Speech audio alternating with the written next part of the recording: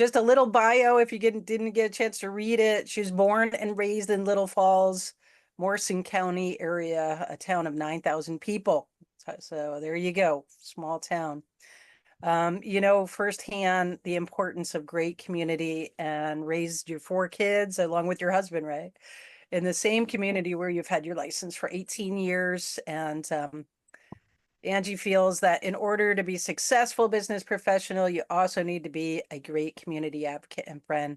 She does a quarterly hero appreciation event to give back to veterans and military, EMT, firefighters, law enforcement, educators, healthcare workers with meals, coffees, treats, 100% free to those who attend and show their badge or uniform. All they need to do is sign up and stay connected to your quarterly newsletters. And you also, Angie, promote your community hero discount program. And we're looking forward to hearing how you do that, where you advertise and offer $1,500 off your service as a credit at closing to buyers and sellers to qualifying heroes. And you average 100 transactions a year as a solo agent. Blows me away. Using systems that don't sacrifice quality customer service experience or your sanity. And so we look forward to hearing you share. Thanks for being here. Thank you for having me all. I'll try to keep this short, just that way we can have some Q&A or you can get back to your things. So yeah, like you said, I really started the hero appreciation event portion of it right after COVID. I wanted to get people back out into the businesses and the restaurants that were hurting. So I just started doing it monthly at that time, just to see where it went and see if there was a response, and just to say thank you, especially to the frontline workers that were doing all the things, especially those teachers when I was homeschooling through that process too. It really made me appreciate them. So that's where I started it. It was right after COVID. And it averaged about 25 to 50 people for some of the smaller events, and then up to 100 attendees for like when I would do a lunchtime, you could take it to go. After doing that for about a year, I decided to make it scalable and keep it affordable. I needed to do it quarterly. And so now I average those events. For sure, we get about 100 people at minimum, up to 300 people if it's a buffet style, which is nice. I really try to shake up the locations to be something where if you're a teacher, well, you maybe can't pop out for lunch. Or if you work at the hospital, you know, can you come at night with your family instead? So some meals or treats are shorter, kind of like a coffee or a tea or ice cream that you can just pop in and out real quick, and others are more of a meal that's sit down with your family or your friends. And I only pay for the hero, so you do have to check in. The rest of the family would be paid for themselves. So just to kind of have that measurement of, I track my numbers and who I'm paying for it, double check with to make sure the restaurant bills me accordingly. And at the end of the night, I just write a check to them and add a little tip to say thank you to the staff. And it's been going really well. The response has been great. And now I'm actually getting some business in return, which when I started, I didn't do it for the business. I just did it because I had the ability, I saw a need, and I wanted to be known in the community as that person that could help anyone. And so by doing that, now I'm really seeing an ROI, which is exciting just because, you know, when you do spend a lot of money, it's like, okay, well, you know, we have to pat ourselves on the back sometimes too. So that's been helpful. This last 2 years, I've seen a return on investment. Did you have any questions initially, or did that cover at least the quarterly Heroes events? Anyone else? Oh, John, you're muted. Of course I am. Talk, if you don't mind, a little bit more, maybe more specifically about the locations of the venues that you do these at. Yeah. If you want me to, I can share my screen and give you some samples. That'd be great. Let's see. All right. So I will show you. Everyone kind of see what I'm pulling up here. So I put it in my newsletter of where I'm going to be next. So this one on the back, we had the hero special. So it was a hero sandwich at Chow Time, the restaurant. So it was a half sandwich and a soup. And that averaged, I think it was like $12 a plate for that meal. And that one was pretty well received. It was about 100 people that came to that one. The one I did here, this was a buffet I did at Pizza Ranch. So that one, it was 300 people. And yes, they gave me a little bit of a discount, but that was one of the most expensive ones. But it was good to do that because it did get a lot of new people in. I would say about a third of people are new each time. So 2/3 are people who get my newsletters and they look forward to this and come. And then each time I would say about a third are new ads. And they go into my database that next week. So as you can kind of see, like this is nice because it has a lunchtime option and a dinner option. So it was really helpful for, you know, law enforcement. They could come on a break, or if they were the night shift, they could go in beforehand. So that's why that one was really popular.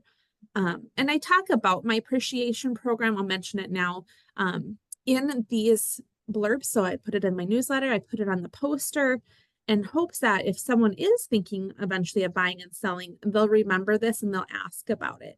So I just offer, like I said, the discount program to any of the heroes. And it's just my gift to say thank you. And it's $1,500 if they buy or sell. And of course, if they do both, then it's $3,000 total, 15 on each side. Here's the tea and shake one I did. So they could do a shake or a tea.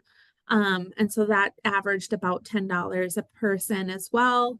That one was really nice because the business had been kind of floundering a little bit. It's newer. They didn't know what. So it really was fun to get people in that have never tried that before.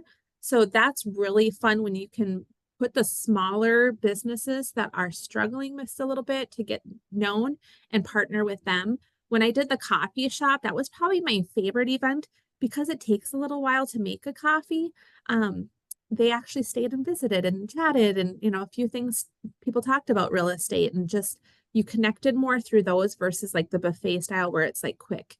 And I won't do anything with like a drive through. So, you know, keep that in mind. I'm sitting there all day long. This is my one day a quarter where I sit there at the table, meeting these people, having them sign in, connecting with them. So if you want to do it and you start small, I would recommend starting with that local coffee shop or something small. And then as you get comfortable doing it, then you can expand to more fast-paced people or places for people to kind of go through faster. Okay. I love my quotes. I guess those are in there too. So here's the flyer I use when I have it on my website. And then if I hand it out, if people ask me about it specifically. It's pretty self-explanatory. Hey, And Angie, then- are you clicking on each one of those graphics? Because what we're seeing is just Oh, kind of your just Canva this page one? Okay. or your documents, You're not seeing. not the individual ones, no. Oh, shoot. Okay. I was Sorry. trying to. No, thank you for letting me know. So if I click on the ice cream one, you're not seeing this? We see it now. Yeah. Okay. So I just had to click on each of it. All right. So this was the ice cream one. And it was, like I said, usually I'm there for like 8 hours. But now that I do it quarterly, it's just something I block out on my calendar. And, you know, my family just knows I'm not going to be as available and at home early that day. Let's see. So here's the flyer. Can you guys see that? Mm-hmm. Yep. Okay. All right, there's one. So as I mentioned, I do put it in my newsletter, which goes out via mail and email to kind of highlight it and talk about it. And then I post, like that one relates to the shakes, I post this right at their venue and on social media. So it's really, you're doing it 3 different ways or 4. So you're emailing it and mailing it. That's through the newsletter. You're doing it through the poster at the place itself, and then social media, taking the place as well as putting it on mine. And then of course I go live that day of, just as a last reminder in case people forgot. And if it's nice in Facebook, if you do it as an actual event, it will circulate organically pretty well and be shared, and then people can click interested or going. And so that's just another nice way to kind of track, like, oh, is this a good one? So you can go look back and see how many RSVPs compared to attendees there were. I think that's kind of it in a summary. I really try to keep it simple. I think that's the biggest thing is when you sell a lot of properties, it can feel overwhelming at times if you concentrate on too many little things. So what I try to do is just, okay, what's my checklist that I know has to actually get done? And then what else can I delegate? And I have a transaction coordinator that uploads my paperwork and checks it for compliance. And I have someone that puts my bills in my QuickBooks because I don't like to do that. But other than that, I do everything else myself, and I just have systems and prioritize and time block to make sure it doesn't feel overwhelming. And I'm just really accountable to myself and the goals I've set. Questions, anyone? I have a couple of questions, Angie. Yes, Jason. Yes, so I may have missed it. You're sending out to your sphere, right? You're posting in the store, et cetera, social media. If people come, say, off what they see posted in the store or social media from the events, are you attempting or requiring capturing their contact and name information at that to participate? It's a basic spreadsheet. Yep. So it just has their name, their phone number, their email address, their physical address, because sometimes you get older people that don't want to do the others, and then the type of hero they are. And so they sign in with this, and then this is what I have my intern or assistant upload to. Okay. So the sign-in is required. Excellent. And it's really nice because I create the groups through it. So when I tag them, I put them in the Heroes Home Advantage event or Heroes event. And I post them as the specific hero they are. So like, for instance, Veterans Day is coming up.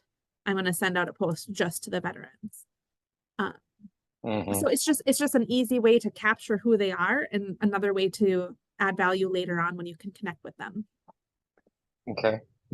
So are you getting sponsors for any of these? Are you asking any sponsors? I have a couple lenders that I have partnered with in the past, which is nice for the financial support. They haven't sat there with me the whole time. And so I kind of go back and forth with, not that I want it to be always just about me, but unless you're fully like committed to like sitting with me and connecting with people and promoting it with me, and money's great, but I really like that co-support of hosting it and that full investment of your time as well. So until I find the person who's gonna sit there with me or share it, and really promote it with me, I'm gonna kind of ease off on the co-sponsors.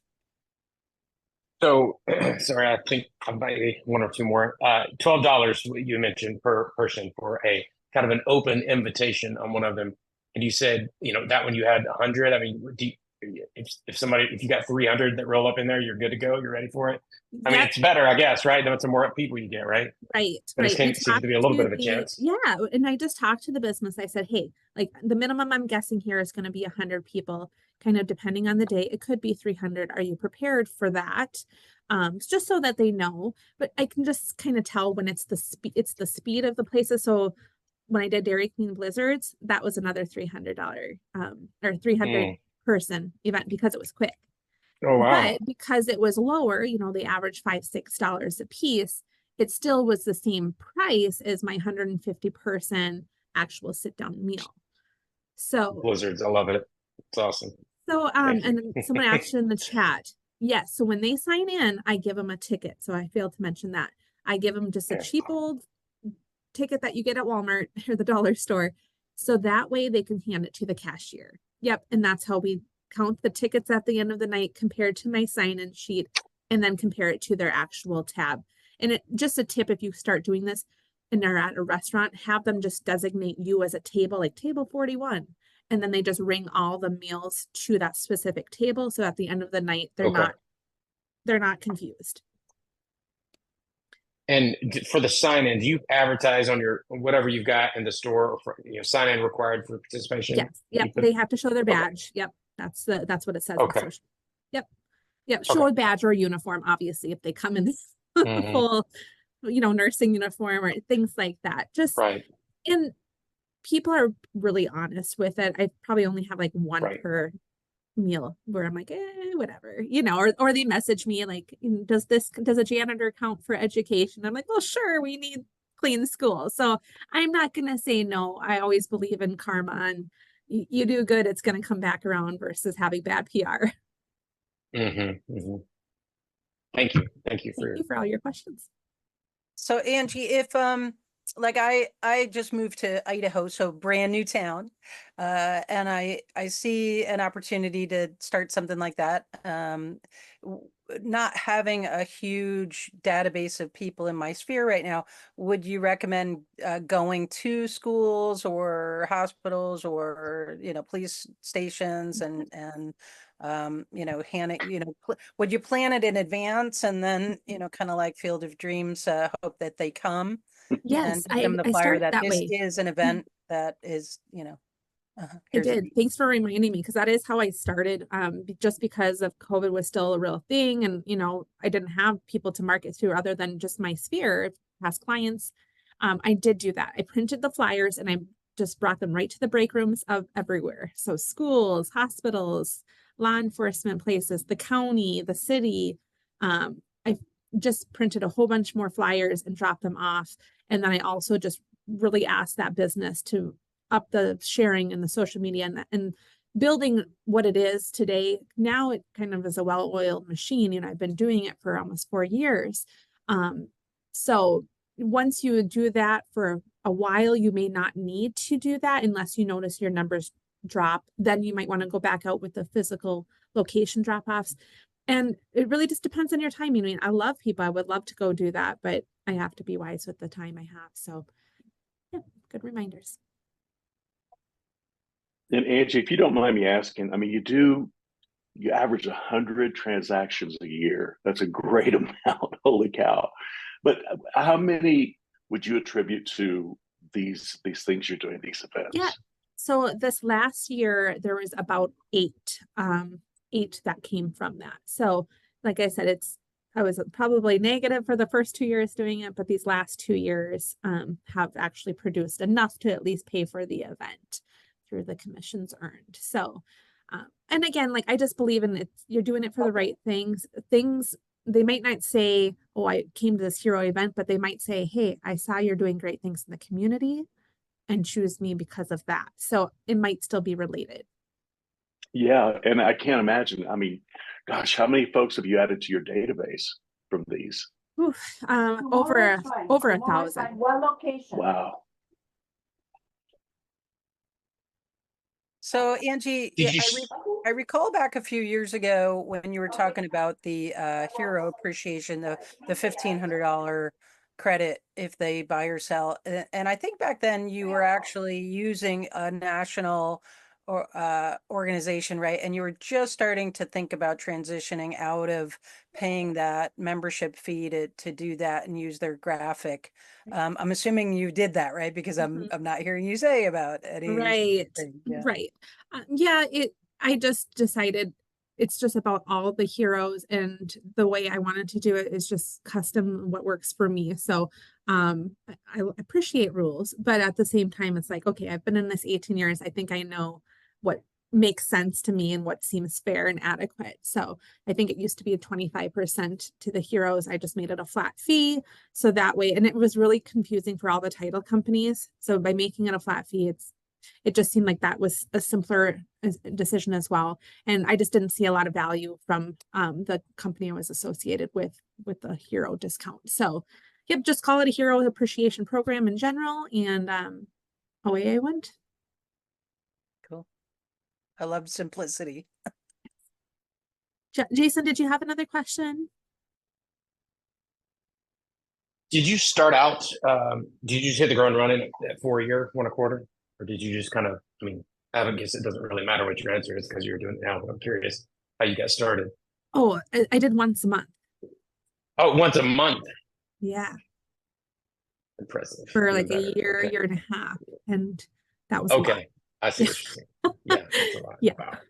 Wouldn't And you still do necessarily one a recommend- month? No, now it's once a quarter. Okay, now it's once a quarter. Got it. Mhm. Okay, perfect. Can you talk a little bit about your newsletters, Angie, and how they came to be? And some people do once a month newsletters, Yeah. or none at all.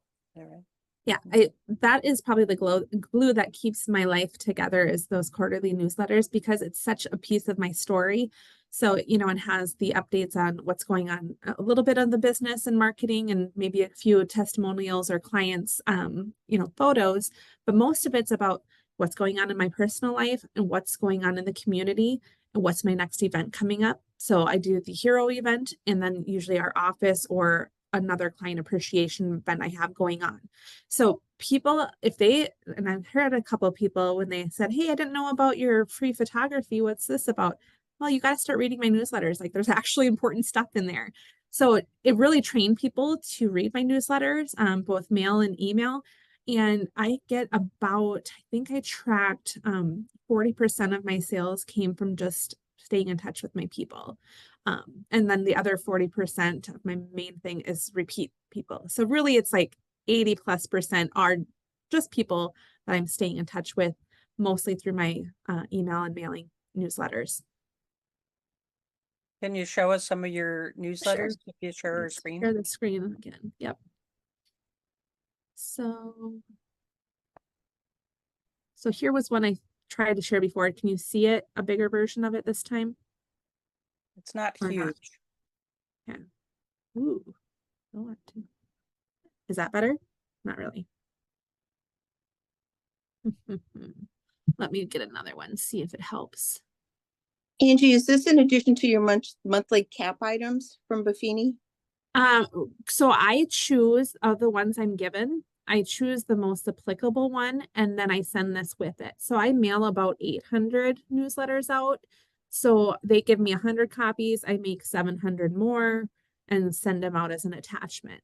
So I make my message match what they're talking about, but I just choose one of the 3 that I get in those 3-month cycles to run with. And then the other ones I just have at the office in case people stop in.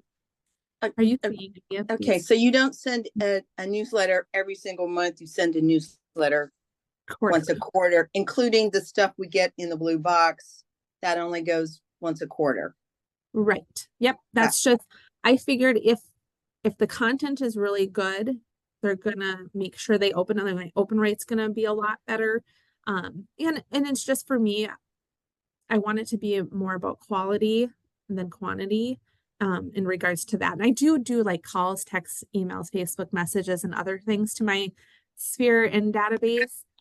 So this is just more like this has to happen, and this is my system that I'm doing no matter what. Very nice, like I said, professional yet friendly.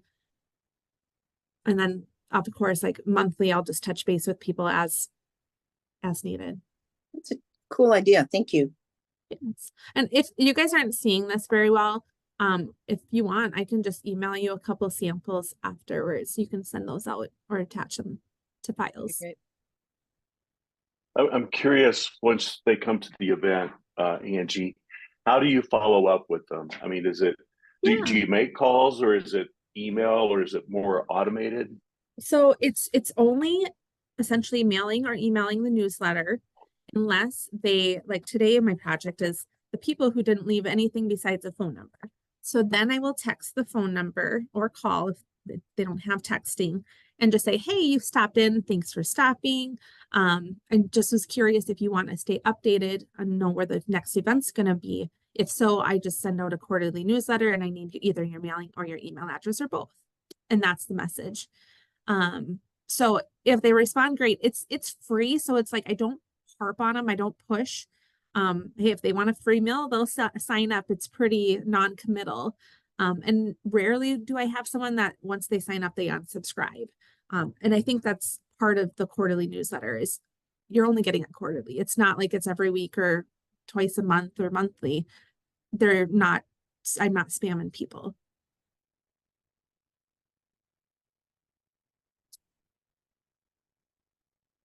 Well, you know what, I think about this group, BAAMBES, you know, we always talk about military and veterans and that kind of thing. Could all of you see applying what Angie's talking about just to that demographic? Or would you consider expanding that to teachers and law enforcement and medical personnel? Just curious. Well, Gene, you read my mind because I was going to ask everybody. I mean, if we put on our thinking caps right now, what are those groups that are out there? Obviously, this is very fitting for our BAAMBES meeting. What other groups are there? I mean, right now, if we're just thinking about it, I'd love to hear your thoughts that might be, prime for this kind of service, and that you might be able to reach into. I mean, all these ideas are universally applicable regardless of what demographic you're serving. These are, this is the Buffini system, right? I mean, but I appreciate all kinds of roles in our societies, including teachers, and I even appreciate the guy that picks up the trash because, if we didn't do that, it'd be a real mess around here. To me, I hold military in a different category of hero. There is no question that there are different stakes for those serving in the armed forces and law enforcement. And, and then you kind of can go from there, but, you're not really specializing in a niche if you just say, like, I just serve everybody. And that's okay. I mean, I'm not going to turn away. I do conventional loans too, more than, I don't only do VA loans, right? But the niche that I serve, where I focus my energy, is on military. That's me. So, you ask the question, that's where it is for me. Yeah. Great. Yeah. Well, but you could apply this just to military heroes, right? Of course, the everything that Angie is sharing is phenomenal. I mean, there's no question. And of course, yes, 100%. Extremely valuable, Angie. Everything you've shared today is phenomenal. Thank you. I think the tag on to Andrew there, and I changed my name to AJ, so we would be confused there.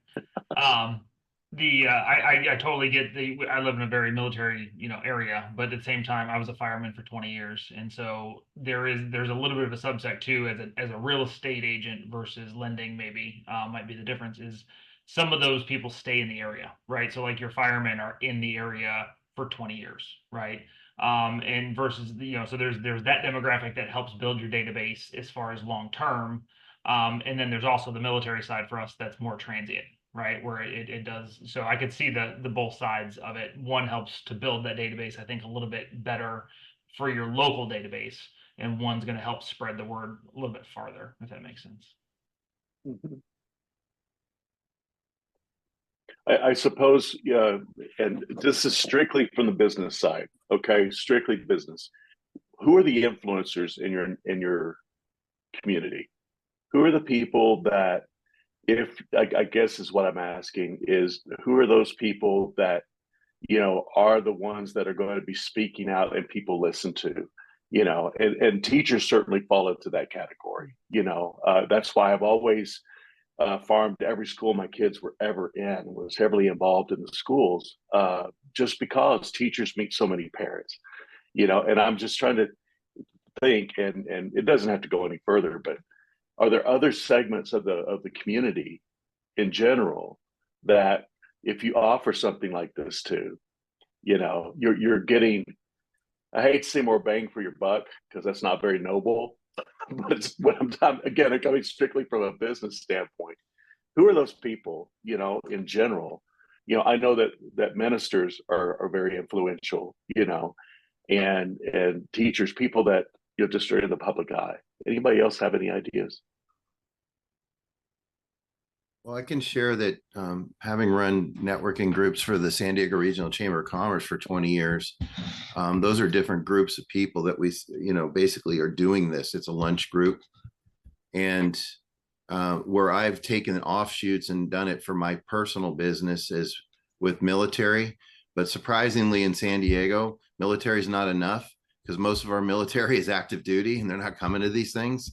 It's hard enough to get them to come to our military or our veterans networking group. So we've expanded it to first responders and teachers. The teachers and military are the two biggest attendees to those. And then I do one for all my tradesmen, and I try to schedule that on days and times where they're not going to be working. So, we've tried different things. Happy hours seem to work well with them. And then I do, because I'm certified in divorce, I do legal mixers. Now those I don't host, in full disclosure, I attend them. I belong to different local legal groups here, and I get invited to mixers, and I do all my networking there. But I've bought into co-hosting them, where I get to sponsor it a little bit, and they pass the mic around, let all the sponsors talk. So that's similar to hosting it yourself.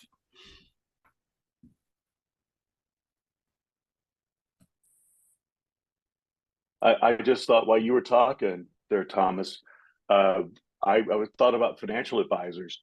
A lot of my business comes, oddly enough, from a guy that knows nothing about money.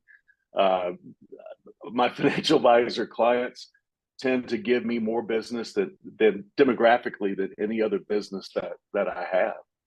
So I'm going to add that one to the list. Thank you for jogging my brain.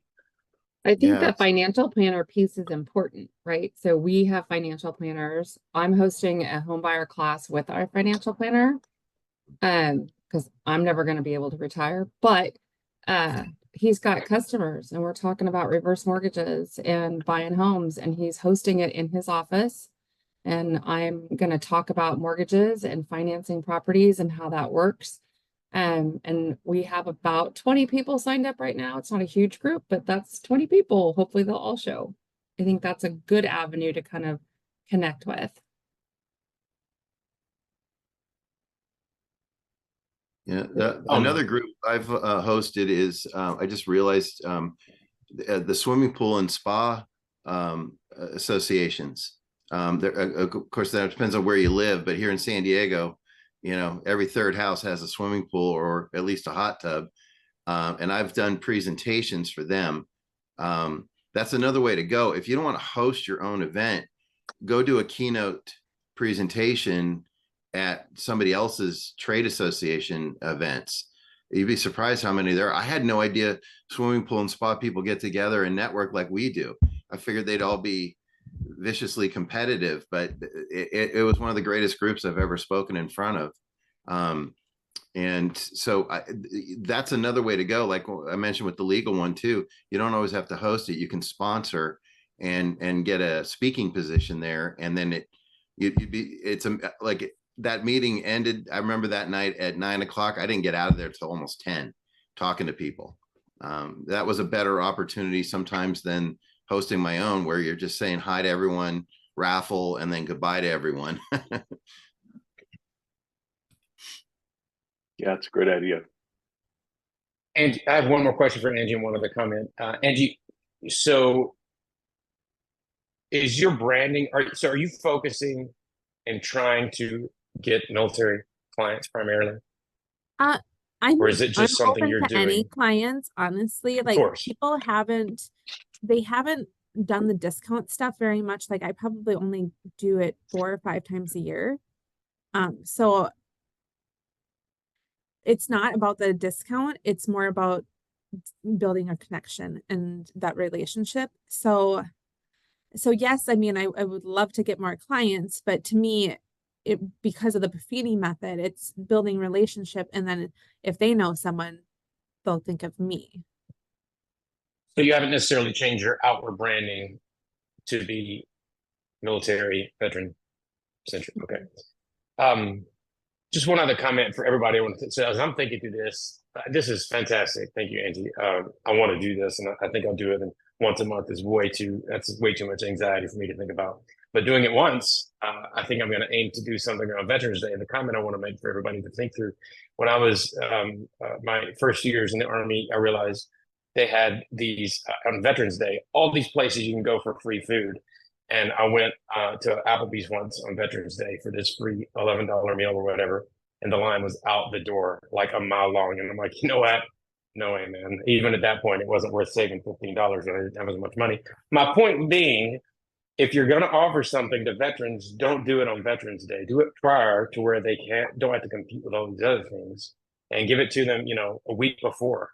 So I think that's what I'm aiming to do. I don't know if it's going to be coffee or ice cream or what, but I think you'll get better visibility just way in advance, not even close to Veterans Day or whatever the holiday is.